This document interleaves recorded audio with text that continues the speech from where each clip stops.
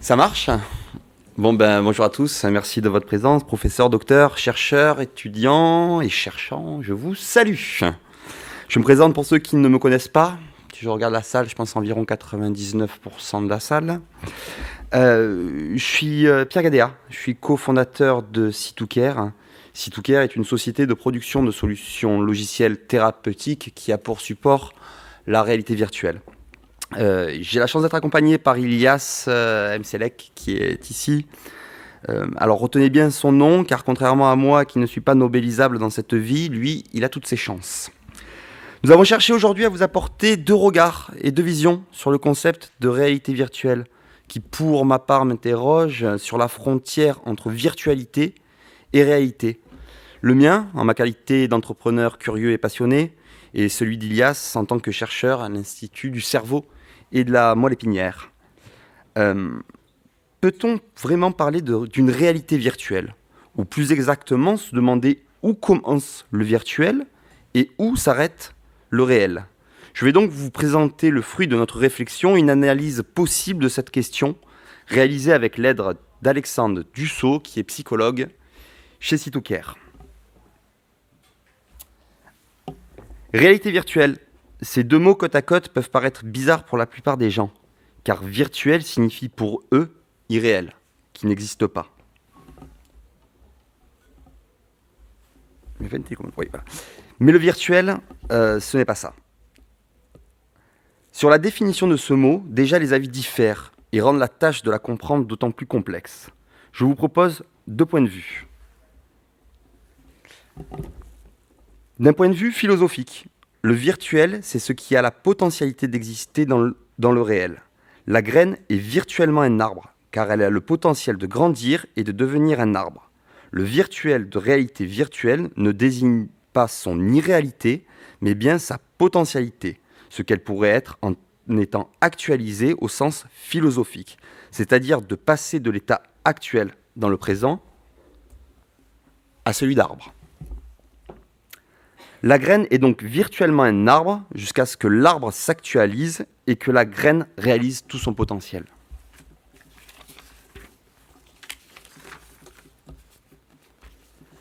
Dans sa définition étymologique, le virtuel est ce qui, sans être réel, a actuellement les propriétés du réel.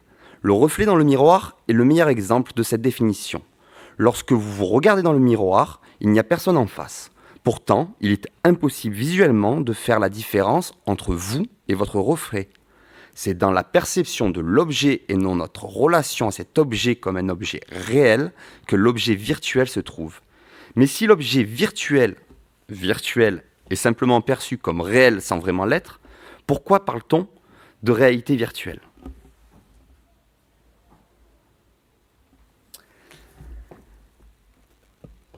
Aujourd'hui, la réalité virtuelle vise à recréer une perception la plus fidèle de l'ensemble de la réalité. Et c'est dans cette illusion du réel que la réalité virtuelle se dresse. Et nous observons cela dans le ressenti émotionnel. La réalité virtuelle est donc une fabrique à l'émotion et c'est ce que je vais essayer de vous démontrer. Alors, je voudrais vous demander pour cette petite expérience si l'un d'entre vous a peut-être une phobie, une peur des hauteurs, par exemple, ou des araignées. Vous, là-bas au fond, vous pouvez venir avec moi sur scène, on va faire une petite expérience. Allez, on l'applaudit, elle est courageuse. Merci.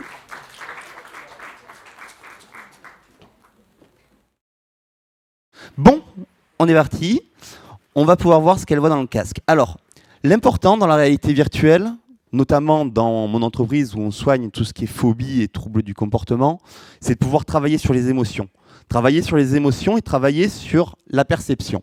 Donc là, on va pouvoir définir un avatar, on va voir exactement ce qu'elle voit au niveau de la hauteur et on va essayer de comprendre ce qui se passe dans son cerveau.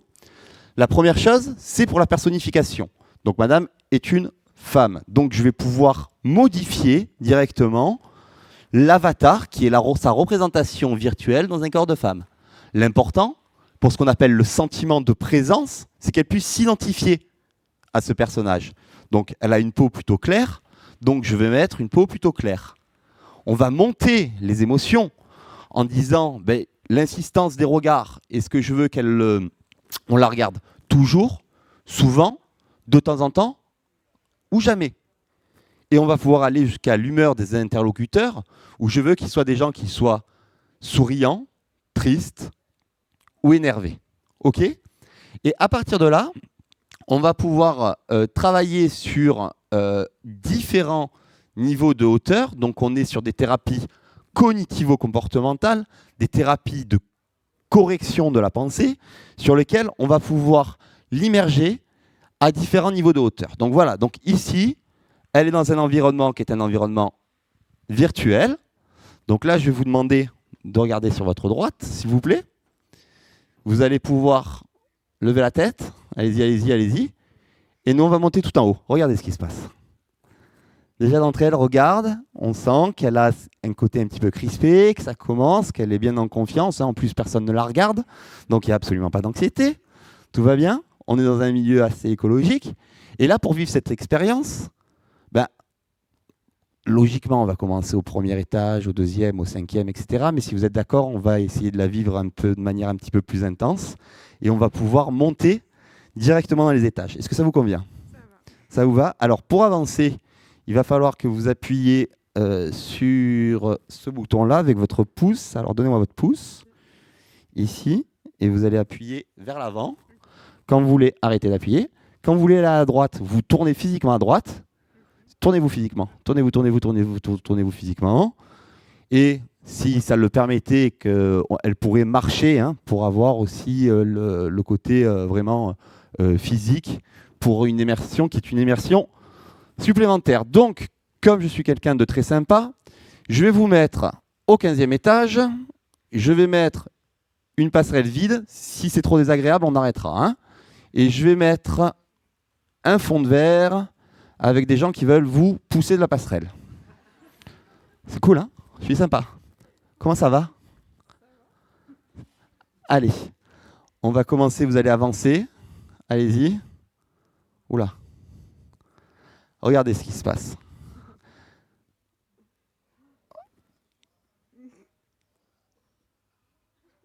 Alors, elle se crispe. On a tous les réflexes du visage. On sent qu'est-ce qui se passe. Il y a une surstimulation des zones occipitales et préfrontales du cerveau. C'est ce qui matérialise le sentiment de présence, où elle se sent dans l'environnement. Comment ça va ? Ça va, on est sur un beau comportement d'évitement, c'est-à-dire, je regarde au loin, tout droit. Si vous voulez vous rapprocher un peu du bord, voir comment ça fait. Moyen, voilà, on sent tous ces réflexes sur lesquels on n'est pas bien. Alors, on n'est pas sur quelqu'un de phobique, quelqu'un qui est pathologique, qui irait se faire soigner pour, mais on voit que ça fonctionne. Et c'est là où on a ce côté émotionnel. Et pourtant, elle est avec nous. Elle est sur scène. Et pourtant, on oublie tout ce qu'il y a autour. Alors, sachant que là, il n'y a pas le retour du son, mais on va pouvoir jouer sur tous les sens pour renforcer ce sentiment de présence. Ça va bien ? Alors, regardez ce que je vais faire. Ce que je vais faire, c'est que maintenant, d'habitude, au niveau thérapeutique, on ne le fait pas dans cet ordre-là. Je vais rajouter, pour vous rassurer, on va mettre directement la passerelle en béton avec des murs. Est-ce que c'est mieux ? C'est beaucoup mieux. Donc rien qu'en envoyant un stimuli visuel, on complète. Est-ce que vous êtes d'accord qu'on monte un petit peu plus en difficulté ? Parce que là, c'était... Oui ? Comme vous voulez. Allez, on va pouvoir travailler. À ce moment-là, je vais travailler directement sur ce même immeuble et on va aller sur une grue. Hop.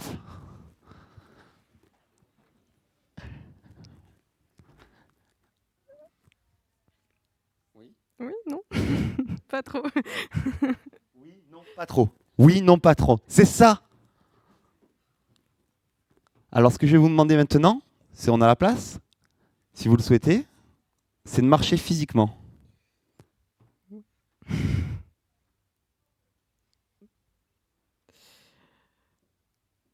Ok. Mais après, je sens le sol sous mes pieds quand même.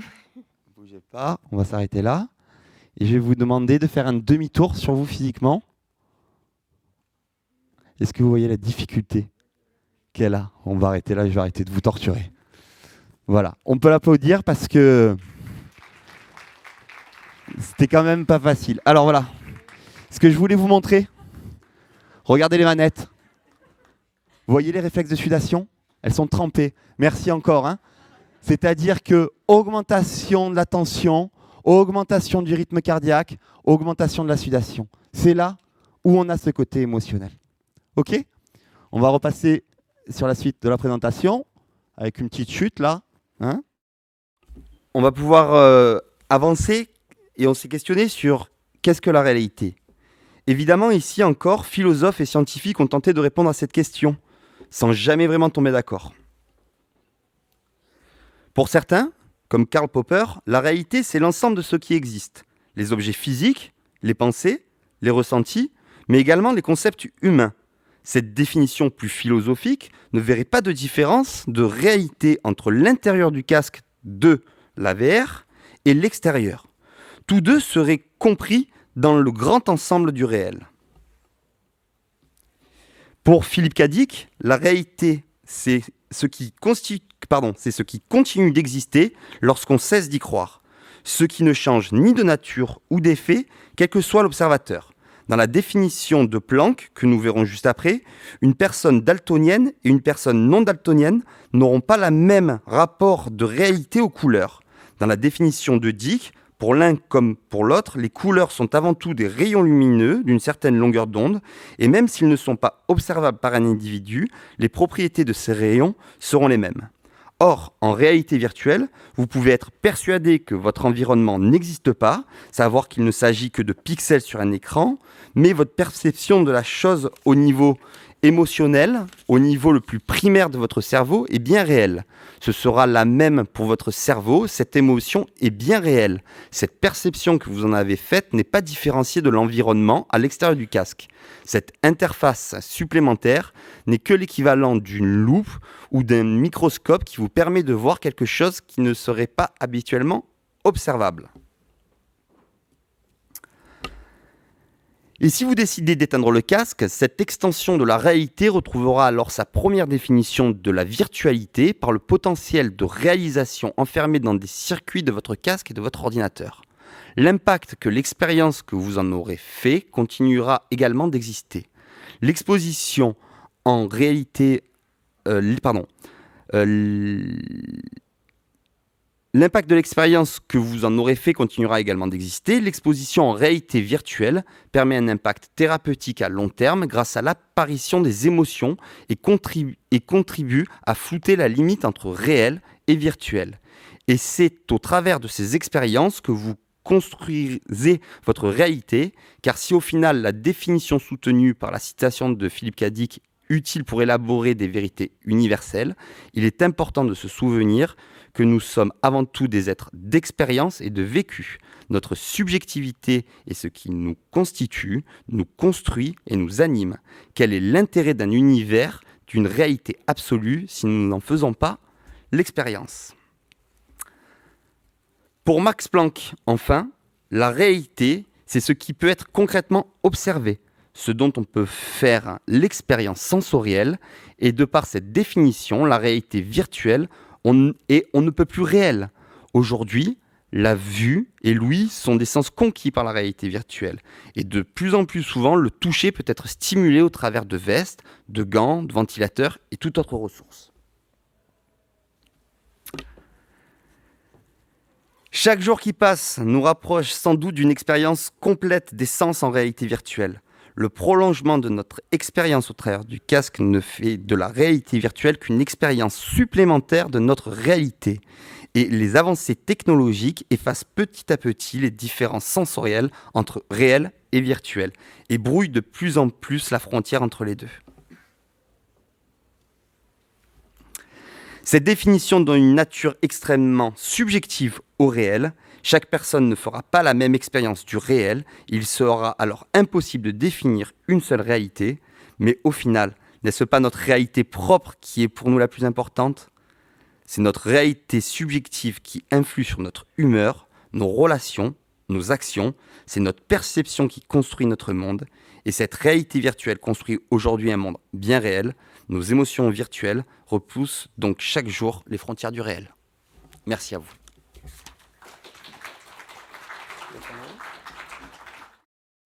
Donc bonjour à tous. Tout d'abord, merci à Pierre et à C2Care pour cette belle introduction. Et merci à l'association Cognivance pour l'invitation. Donc je m'appelle Ilyas M. Selek, j'ai un master de mathématiques à l'université Paris-Dauphine et je suis actuellement en première année de thèse de neurosciences au laboratoire ICRIN, supervisé par le professeur de psychiatrie Bruno Millet. Aujourd'hui, je vais vous parler d'émotions écologiques. À première vue, ce titre peut paraître un petit peu mystérieux, mais je vais essayer d'introduire cette notion au fur et à mesure de la présentation. Les émotions peuvent être suscitées de façon automatique et très rapide par des stimuli qui sont déterminants d'un point de vue phylogénétique. Prenons par exemple l'émotion de la peur. Elle en a sauvé plus d'un, notamment à l'époque préhistorique où il fallait savoir faire face à un danger imminent en faisant le choix de soit fuir, soit combattre. Mais les émotions peuvent également naître de représentations plus complexes, mettant en jeu l'imagination et les cognitions, ce qui en fait un objet d'étude très intéressant dans les maladies mentales. Les émotions conditionnent notre perception. Par exemple, je me tiens devant vous un petit peu stressé, j'ai l'estomac noué, la gorge sèche, les pupilles dilatées, etc. etc. Mais quand on dit émotion dans les maladies mentales, on pense tout d'abord aux troubles de l'humeur, comme par exemple la dépression ou le trouble bipolaire. Par exemple, un patient dépressif va ressentir les émotions négatives plus intensément et pendant plus longtemps que la plupart des gens. Il va voir la vie avec un filtre noir, va avoir tendance à péjorer son avenir et son environnement. Au contraire, un patient maniaque va avoir des idées de grandeur. Il aura une hyperestime de soi, autant de symptômes qu'on pourrait apparenter à de la mégalomanie. Mais les émotions conditionnent également nos actions. Dans l'exemple de la dépression, le patient va être ralenti sur le plan psychomoteur. Il va avoir tendance à rester au lit, à manquer d'appétit, à avoir parfois un manque d'hygiène. On peut voir par exemple sur ce tableau de Van Gogh, La ronde des prisonniers, qui illustre bien la dépression via le milieu carcéral. On peut voir les prisonniers qui ont le corps voûté, les bras ballants, le regard vide. Dans l'accès maniaque, on retrouve des conduites à risque, avec notamment les jeux d'alcool, les jeux d'argent, des consommations excessives d'alcool ou de sexe, avec parfois aussi de l'insomnie sans fatigue, c'est-à-dire la capacité à rester plusieurs jours sans dormir, sans ressentir le sommeil.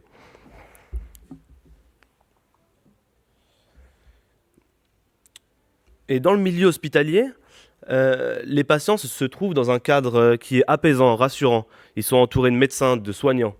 Ils éprouvent donc moins la solitude, ils sont moins déprimés. Et les psychiatres nous adressent ce problème. Comment soigner correctement un patient alors qu'il n'exprime pas ses troubles et ses émotions à 100% à l'hôpital ? Avec notre équipe de recherche, on travaille sur un moyen pour s'affranchir de ce biais. Réussir à rendre compte des émotions dites écologiques, c'est-à-dire les émotions que le patient aurait ressenties chez lui alors qu'il est à l'hôpital. Le modèle, la maladie que nous avons choisi d'étudier dans notre laboratoire de recherche est le modèle du trouble obsessionnel compulsif, le TOC. Un patient souffrant de TOC a des pensées est parasité par des obsessions, des pensées incoercibles dont il n'arrive pas à se défaire et qui sont très intrusives pour lui. Ces obsessions génèrent chez lui du stress, de l'anxiété. Anxiété qu'il essaye de réprimer à l'aide de comportements qu'on appelle les compulsions. Mais ces compulsions n'ont pas l'effet escompté. Et au lieu d'apaiser l'anxiété et le stress, elles ne vont que la renforcer et ne vont pas impacter la fréquence de survenue des obsessions.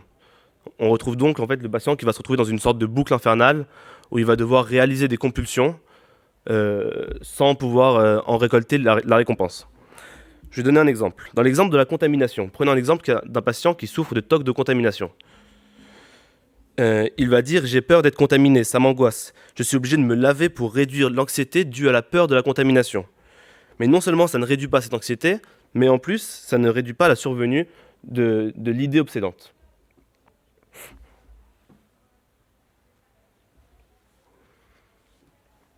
Qu'en est-il du trouble obsessionnel compulsif en milieu hospitalier? Pourquoi nous avons choisi d'étudier spécifiquement cette maladie? Premièrement, dans le trouble obsessionnel compulsif, les symptômes sont clairement identifiés et facilement reproductibles entre les patients. Mais également, les obsessions et les compulsions dans le TOC sont très souvent liées à l'environnement écologique du patient. Prenons l'exemple d'un patient qui souffre de TOC de vérification, par exemple. Il va constamment vérifier que le gaz chez lui est bien fermé, parce qu'il a par exemple peur que son immeuble prenne feu à cause d'une fuite de gaz. Mais on imagine mal un patient vérifier le gaz à l'hôpital, parce qu'il n'y a pas de gazinière qui est mise à disposition des patients. Donc on voit bien que les émotions et les compulsions du TOC, les obsessions et les compulsions du TOC sont fortement liées à son environnement écologique, ce qui présente une limite lorsqu'ils sont hospitalisés.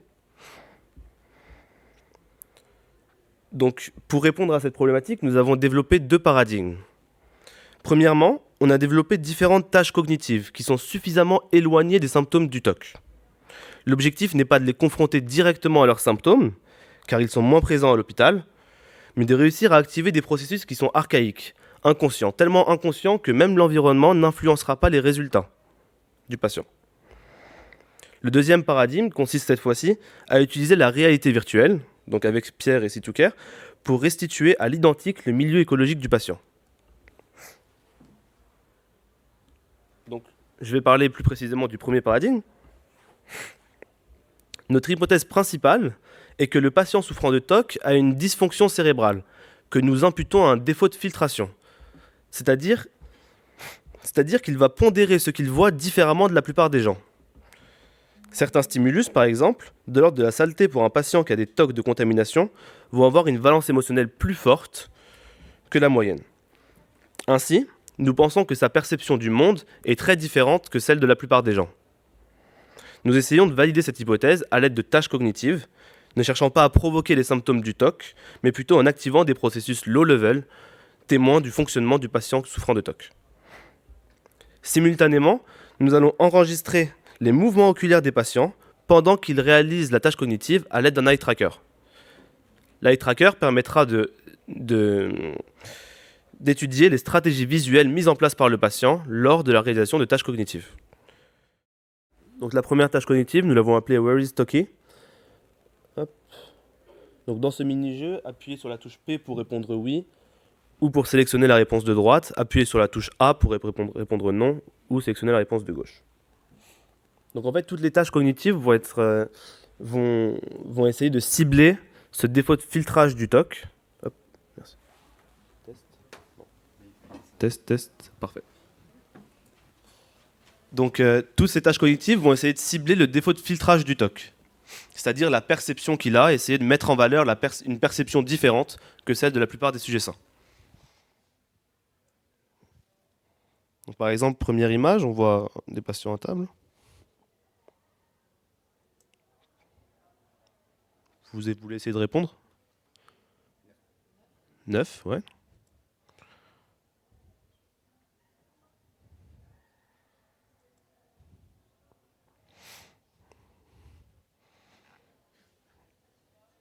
Ah, j'ai mis pause. Quelqu'un? Comment? 2. 7 cafetières pour 9 personnes. Ah oui, non, c'est 2. Pardon. Donc, et à chaque fois, on demande au patient s'il veut revoir l'image et répondre à nouveau aux questions. Donc là, j'avais appuyé sur oui. Hop. Parce qu'on pense que le TOC aussi, il peut également être pris dans une sorte de rituel où il va systématiquement, à cause de l'anxiété, vouloir revoir les questions. Alors que le sujet sain, lorsqu'il est sûr de lui, il va juste passer à la suite. Donc ok, là j'ai voulu revoir, j'ai répondu assez rapidement. Et voilà, deuxième image. Donc nous avons... hop. Combien? 4. Bon, c'est assez simple pour l'instant.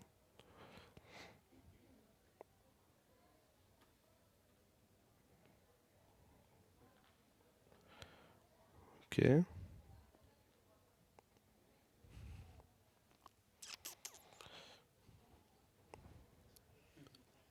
Pas évident, hein. Combien, vous pensez? Comment ça, 9? Donc 2 ou 4? 4. Les autres? Ouais, 2 je pense. Uniquement 2. On va voir si j'ai... Combien y a-t-il de personnes sur cette photo? 12.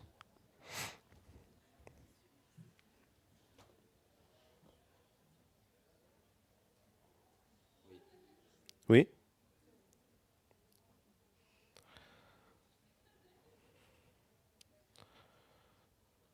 Je vais vous revoir, j'ai revu. Donc pas évident, la robe blanche ici. Deux... Ah non, c'est 4 je pense. Ah oui, on avait un petit doute sur cette question, ouais. Est-ce que lui, il est assis ou pas? Peut-être va falloir la changer. Ok, donc... et la dernière question, il y en avait 3. La robe blanche, les personnes assises. Ah oui, 12 personnes, oui, pas 22. Ouais. Ok. Bon, globalement, c'est ça. On a une banque d'images, ça c'est issu, je pense, de films ou de tableaux, de 25 images. Ensuite, on a des images qui présentent des stimulus qui sont choquants pour le patient. Donc là, on pense vraiment pouvoir mettre le patient en difficulté. Bon, là, c'est assez... on va pas faire toutes les images. Ça, c'est les images qui n'ont pas de valence émotionnelle pour le patient. Ok. Et là, on arrive à la deuxième tâche. Donc le but cette fois-ci de cette tâche va être de dire s'il y a une différence entre les deux images.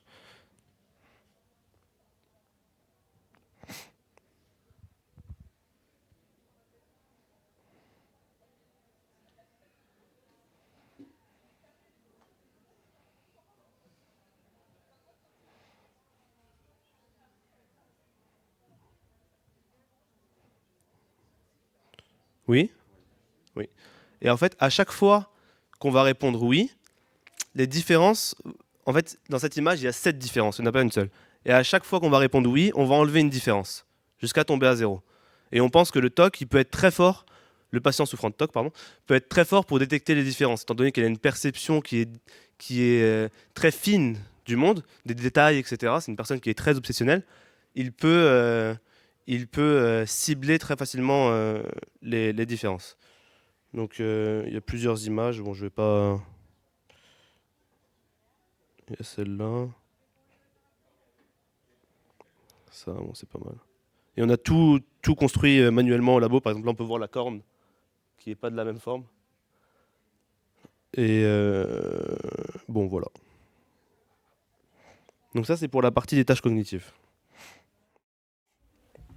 Donc si ça vous intéresse, toutes les tâches cognitives sont disponibles en open source sur le GitHub du labo, donc iCrin Lab, et codées en Python, pour ceux que ça intéresse. Ensuite, la réalité virtuelle. Le deuxième paradigme que nous développons avec Pierre et C2Care, c'est probablement le plus ambitieux, consiste à filmer, à l'aide d'une caméra 360 degrés, le patient dans son milieu écologique, pendant quelques heures d'une journée. L'objectif est de pouvoir le filmer lorsqu'il réalisera ses compulsions. On touche enfin à l'émotion écologique. On arriverait à obtenir une séquence vidéo du patient exprimant ses troubles à 100%. On pourrait penser que la présence d'une caméra sur sa tête l'empêcherait de réaliser ses compulsions, mais il portera la caméra suffisamment longtemps pour en oublier sa présence.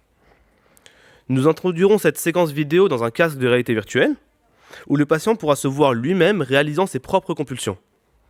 L'objectif final étant de réussir à enregistrer l'activité électrique du patient à l'aide de l'EEG, afin de pouvoir déceler une signature électrique du trouble obsessionnel compulsif.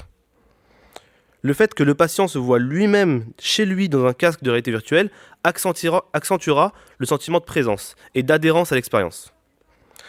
Non seulement cette expérience est écologique, car reproduit l'environnement de l'individu, mais elle s'adapte également à chaque situation redoutée du patient. C'est-à-dire, en fait, on rentre dans le champ de la médecine personnalisée. C'est à l'échelle de l'obsession du patient. C'est très important de pouvoir reproduire en laboratoire ce que les patients ressentent chez eux à domicile.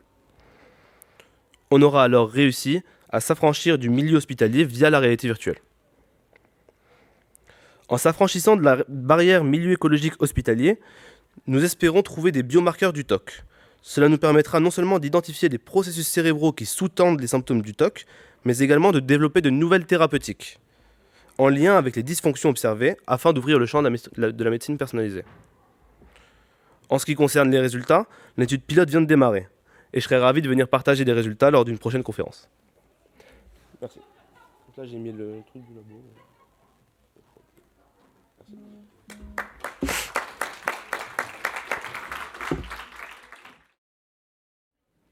Je ne sais pas si certains d'entre vous ont des questions, ou si tout était d'interrogation.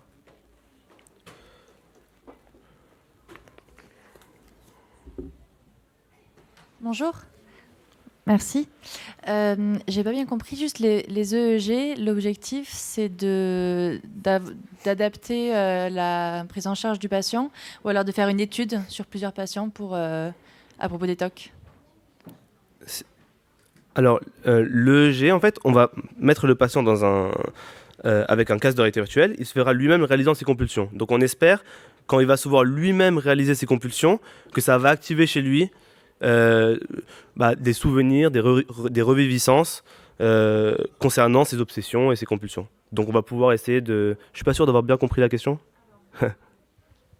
Est-ce que l'objectif c'est de faire une prise en charge adaptée à ce patient À terme, l'objectif ouais. c'est d'avoir des EEG de plein de patients pour faire une étude sur les TOC pour la recherche? Oui, à terme, l'objectif ce serait de réussir à faire de la médecine individualisée, c'est-à-dire de chaque patient, il aurait sa signature cérébrale et on pourrait le traiter individuellement. Pour l'instant, on va essayer quand même de rester modeste et de prendre les EEG des patients souffrant de TOC et d'essayer de trouver une signature cérébrale commune. Ouais. En fait, moi, c'était à peu près exactement la même chose parce que je me demandais, ok, donc on aura la signature EEG et alors qu'est-ce qu'on fait? Donc, mais si j'ai bien compris, vous n'en êtes pas encore là. Mais du coup, c'est pas grave. mais déjà d'avoir une signature électroencéphalographique, c'est déjà une TOC, ce serait énorme. Ouais. Non, on est d'accord, mais Ouais. du coup, ma question c'était vraiment est-ce que vous avez déjà des idées, qu'est-ce que vous allez en faire pour aider ces patients-là? Et en fait, plus généralement, aussi avec la démonstration qu'on avait de la réalité virtuelle, c'est super. Mais du coup, en quoi exactement ça aide à dépasser ces phobies en fait? Donc, qu'est-ce qu'on fait pratiquement à partir de ce qu'on a vu ici? Je te laisse répondre juste. Oui. Alors, dans le cas du TOC ou de manière générale? Alors, de manière générale, en fait, ça va être la réalité virtuelle est utilisée. Donc là, je vous ai montré les phobies, mais on utilise aussi troubles du comportement alimentaire, addiction, sur le PTSD aussi notamment. Donc l'idée, c'est en fait ce qui marche le mieux. Les études l'ont démontré, ce sont les thérapies par exposition in vivo. C'est-à-dire de pouvoir se déplacer avec son patient et d'aller dans les hauteurs ou devant un ascenseur, etc. Sauf que sur une peur de l'ascenseur, c'est OK. Sur une peur de l'avion, on n'a peut-être pas tous les moyens de se payer un psychiatre qui va prendre l'avion avec nous. Donc on a reproduit le in vivo en in virtuo. On n'a rien inventé, ça existe depuis les années 60, hein, on le sait.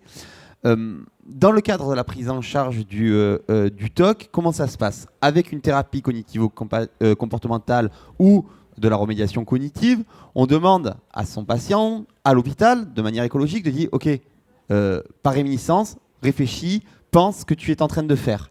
Et nous, ce qu'on veut, c'est aller plus loin.